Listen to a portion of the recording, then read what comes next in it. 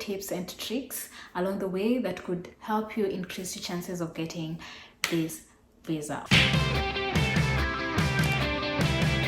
Hi everybody, thanks for clicking. I know there are a few people who have joined us lately. Thank you so much for subscribing. If you haven't subscribed yet, kindly click on the subscription button and also click on the notification bell so that whenever I post a video, then you're notified, okay? So yeah, so today we are talking about Schengen visitors visa, and so I'm going to help you through the documents required by the embassies, the Schengen embassies, for application of visitors visa. Where do we start from and where do we apply the visa from? So as you know, the Schengen countries are 26. So these are member countries of the Schengen area, whereby if you have a visa for one of the countries, say France or say Italy or say Germany, then you can travel around all the 26 countries. I must say that UK is not part. UK was part of the Schengen area until they pulled out, but still, even when they were part of Schengen, you still needed a UK visa to go to the UK. Okay, I don't know how that worked. This does not include the UK. Okay, so how do you decide which country you want to apply through? So usually it is that country that you're either one going to spend most of your time in, or it is your entry point to the Schengen area. Make sense? So that is the country you apply through. Otherwise, if you apply through other countries that you're going to, and one, you're not spending as much time there as a different country, or it's not the entry point to Schengen area, then they would just send you to that country that you're actually going to spend most of your time in. If you suspect that you're going to spend most of your time in France, then you'd rather apply for the visa through the French embassy in your country. Documents that are required. Number one, a passport. Guys, without this guy, you can't go anywhere. So as you all know, I'm a citizen of Kenya. I'm a member of East African community. Yeah, so this is your ticket almost to your travel out of Kenya. So you must have a passport, and the passport should not be older than 10 years.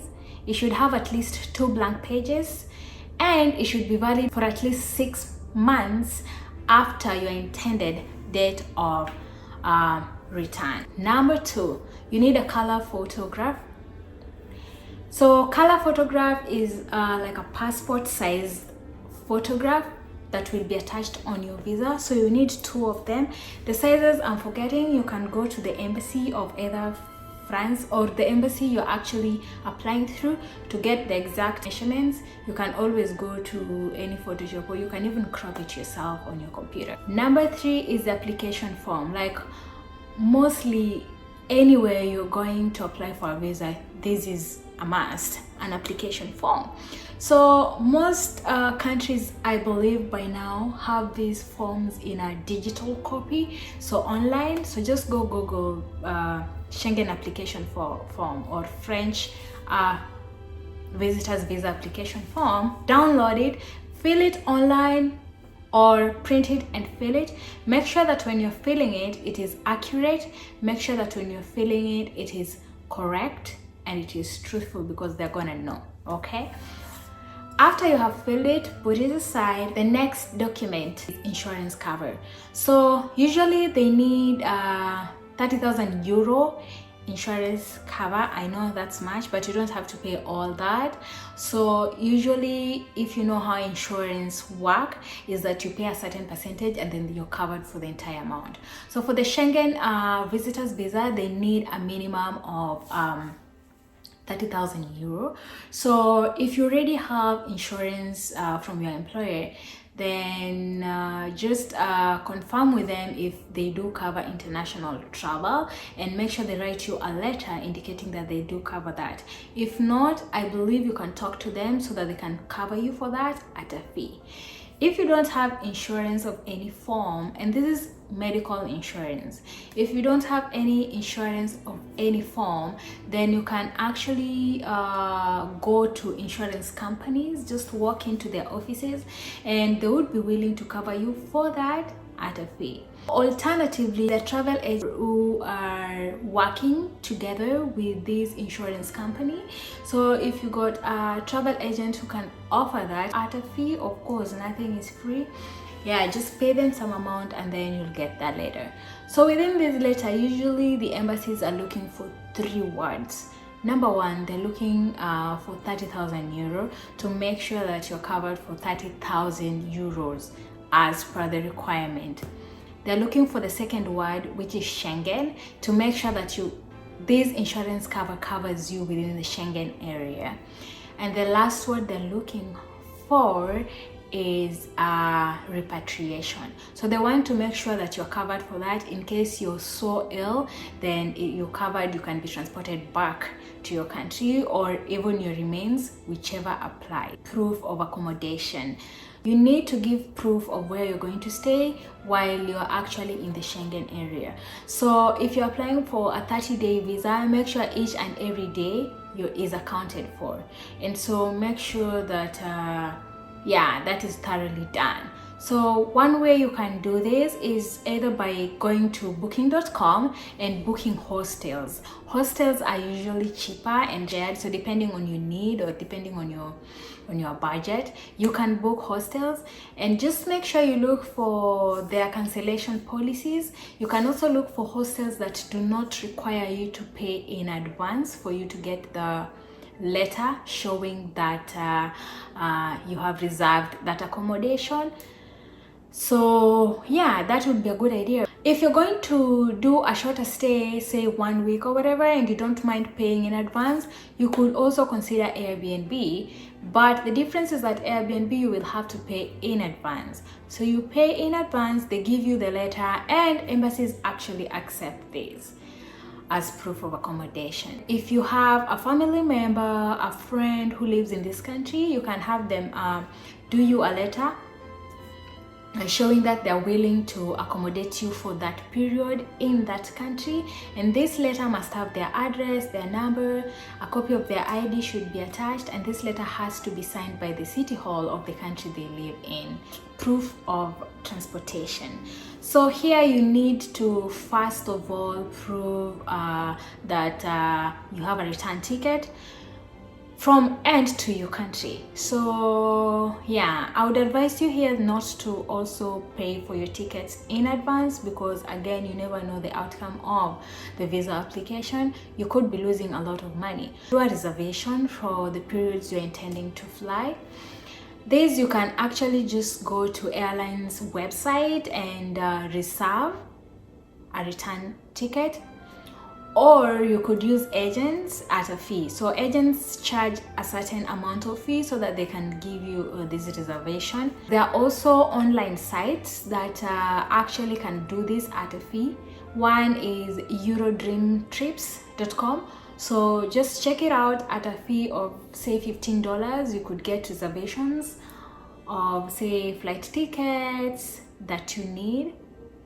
So yeah, just check different online platforms that could also help you with that. You also need to show how you're going to move from different countries. For example, you say that you're not just going to stay in one country, then you have to provide proof of how you're going to move from one country to another, or from one city to another. So this is very challenging, so just make sure you're not complicating your process by listing so many countries that you want to go to. You can choose 2 countries or 3 countries, but you have to also show that from this date to this date, I'm going to use this means of accommodation, and you have to give a reservation for that as well. So if you're going to use a bus, make sure that you have a reservation for a bus taking you from one city to the next. Number 7, proof of funds. Now this is where it gets a little bit sticky and tricky. You need a 6 months bank statement with money in it, and I cannot tell you the exact amount that they need, but I was reading some blog and it was saying that a minimum of 30 euros per day. So you multiply 30 euros by the number of days you're going to stay in Europe, and then make sure you have that minimum balance. A trick here, don't have the exact amount. Good practice, have more, way more. It doesn't have to be a lot of money in millions or whatever, but it's good for you to have way more, so that in case of emergencies, in case of anything, then you're able to show that you have enough money to cater for that. And also, if you have the exact amount, of just write your budget, or like slightly higher than your budget. Nobody wants to use all their money traveling, okay, especially just for fun. And so this will be picked up by the consulate officers. So you don't want to limit your chances. You don't want anything that would make them doubt whether you're going back to your country. And so just have relatively enough money in your account that does not give away the fact that you're going to use all of it while traveling, and then when you come back to your country, how would you survive, right? Well, those people are smart, so just make sure you are actually trying to be a little bit practical and realistic. You don't have to give your own bank statement. If you have a sponsor, then you can have them send you their bank statement and a letter showing that they're willing to pay for your expenses while in that country. Okay, I would advise that if you have a sponsor, make sure it's like a close family member, either your parents or your siblings or your husband or your wife or your daughter, I don't know, your daughter or your son, or somebody close to you that you can actually easily prove your relationship. And so by just providing a basic birth certificate, you already share, say, some names, say your parents or whoever, right, or your husband or whatever. That would be easier. That would be really easier, right? However, it is okay if you have a sponsor who is not related to you. Number 8, proof of employment. So you also need a letter from your employer showing that you work there and showing that during this duration you'll be on leave and you're actually required to return back to your job by the end of your travel date. So usually this is required in a company letterhead signed by your boss and stamped. It is also good practice that they add the amount of salary that you earn, though it is not a requirement, but it's just consistent with the bank statement that shows every month how much money that you're getting. Okay, so yeah, if you can get that letter, the better. If you're a student, you need a letter from the institution showing that you're registered in that school for that year and that you will come back to complete your studies in that university or college. Sometimes they ask for a statement showing that you've paid school fee for that year. Sometimes they don't. But if they do ask for that, just make sure that you have it ready so that you can present it to the consulate. Number 9, you also need an itinerary, basically a schedule showing your activities every single day. I know it's a lot of work, but just Google things to do in those different countries. The itinerary has to be very clear, on to the point, and make sure that you know what you're doing. So all those days that you're going to spend there, make sure they are accounted for. The other one is actually application fee. I paid 60 euros. It is a non-refundable fee whether you get the visa or not. So just get prepared to part with 60 euros, okay? Other than that, the documents that you can actually provide to increase your chances, they're not mandatory, they're not required, but these would just improve or increase your chances. I don't know by how much, but I know sometimes it works. So for example, if you have like any property, like a car, like land, like a house, any property that you own and it's on your name, please just do copies and add on to this. This will actually show the links that you have with your home country, and so the consulate officers will actually tell that, oh, this is someone who is established here in Kenya and there's no reason for them to go there and actually just decide to stay there without coming back to their country. Okay, so that actually gives more confidence to the consulate officer to actually approve your visa. Now, after you have gathered all these documents, call the embassy. Okay, now this depends on the embassy you're applying through. So for example, if you're applying through France, you give a call to the French embassy. They will give you an appointment date and time where you can actually submit this documentation.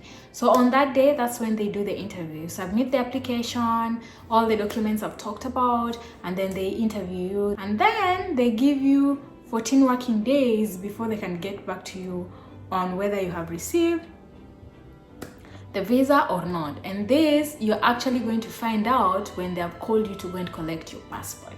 So they don't tell you on the spot, you just have to wait. The waiting period, my friends, it is a waiting period. So yeah, that's how it works. So all the best in your travels to Europe. Yeah, if any of this information helped you, that's nice. Consider subscribing, consider sharing these videos, and see you in the next video. Thank you for clicking. Bye.